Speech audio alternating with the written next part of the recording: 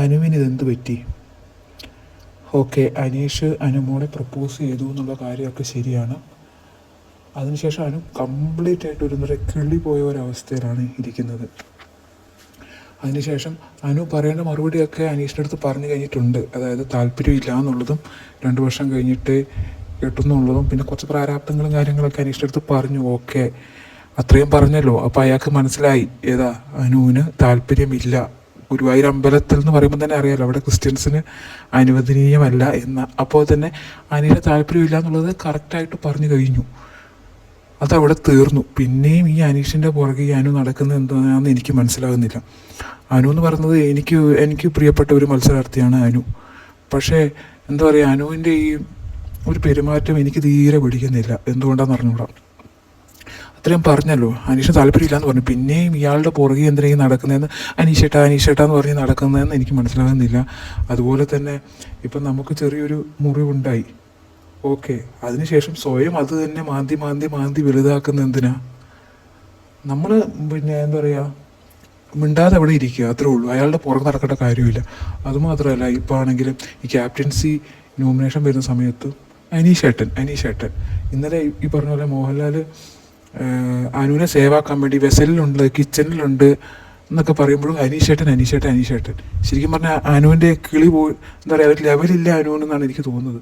അതുപോലെ തന്നെ ലാലേട്ടൻ തന്നെ പറഞ്ഞു, ഇതൊരു തമാശയാക്കി വിട്ടുകളയാൻ. അയാൾ പറഞ്ഞു വിട്ടുകളയാൻ പറഞ്ഞു. എന്നിട്ടും ഈ എന്താ പറയുക, ഒരുമാതിരി ഒരു സ്വഭാവമാണ് അനു കാണിച്ചുകൊണ്ടിരിക്കുന്നത്.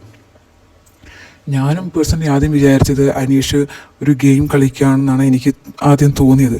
പക്ഷേ അതിനുശേഷം അയാൾ ആദ്യം കുറച്ചൊരു കേട്ടതിൻ്റെ ഒരു ദേഷ്യത്തിൽ മിണ്ടാതിരുന്നെങ്കിലും പിന്നെ അയാൾ ഓക്കെ ആയി. പിന്നെ അയാൾ സാധാരണ പോലെയായി. പക്ഷേ അനു ആണ് ഇപ്പോഴും ഓക്കെ ആകാത്തത്. പെങ്ങളെപ്പോലെ കണ്ടയാൾ പ്രപ്പോസ് ചെയ്തു എന്നൊക്കെ ഉള്ള കമൻസും കാര്യങ്ങളൊക്കെ കണ്ടല്ലോ. ശരിക്കും പറഞ്ഞാൽ അനു പിന്നെ സ്റ്റാർ മാജിക് പോലെ കുറച്ചിങ്ങനെ അയാളെ കളിപ്പിക്കാൻ നോക്കിയെങ്കിലും അത് കോമഡിയാണെന്ന് അയാൾക്ക് മനസ്സിലായിട്ടൊക്കെ ഉണ്ട്. പക്ഷെ എനിക്ക് തോന്നുന്നത്, എൻ്റെ ഒരു വിചാരമാണ് ഇതിനകത്ത് ഇത് കൈവിട്ട് പോയതെന്ന് എനിക്ക് തോന്നുന്നത് മറ്റേ ടിക്കറ്റ് ഫിനാലിലെ ലാസ്റ്റത്തെ ഒരു ടാസ്ക് ഉണ്ടല്ലോ, കാറിനകത്ത് ഇരിക്കുന്നൊരു ടാസ്ക്. അതിനകത്ത് ശരിക്കും പറഞ്ഞാൽ അനു പിന്നെ അനീഷിൻ്റെ തല മസാജ് ചെയ്ത് കൊടുക്കുകയും കുറച്ച് കൂടുതൽ സാധനം എടുത്ത പോലെ എനിക്ക് തോന്നി.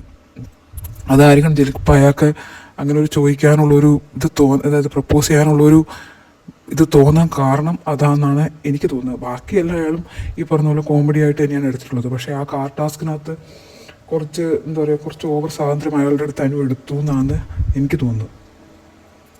അതാണ് പ്രശ്നമായതെന്ന് തോന്നുന്നു.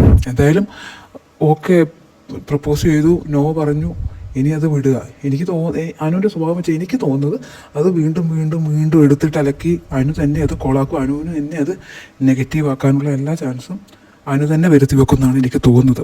ഒരു കഴിഞ്ഞ ദിവസവും ഇപ്പം ഈ ലാലേട്ടൻ്റെ എപ്പിസോഡിലും ഒക്കെ കണ്ട ഒരു കാഴ്ച വെച്ചിട്ട് എനിക്ക് അങ്ങനെയാണ് ഫീൽ ചെയ്യുന്നത്. അനു തന്നെ സ്വയം മാന്തി ഈ ഒരു മുറിവ് വലുതാക്കുന്ന എല്ലാ ചാൻസും കാണുന്നുണ്ട്.